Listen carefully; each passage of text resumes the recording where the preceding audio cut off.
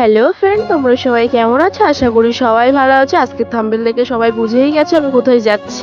হ্যাঁ, আজকে তোমাদের দাদাভাইয়ের বার্থডে। জানি না কতদূর কি করতে পারবো, কিন্তু চেষ্টায় আছি। তোমাদের দাদাভাই কিন্তু জানেই না যে আমি বনগাঁতে এসেছি। তোমার দাদাভাই একটা কাজে বনগাঁতে এসেছিল, সেই জন্য সেই ফাঁকে আমি চলে এসেছি। আমি কিন্তু এদিকে সবকিছু নিয়ে রেডি হয়ে আছি। কি নিয়েছি কি না নিয়েছি সবই তোমাদের এই ভিডিওতেই দেখাবো।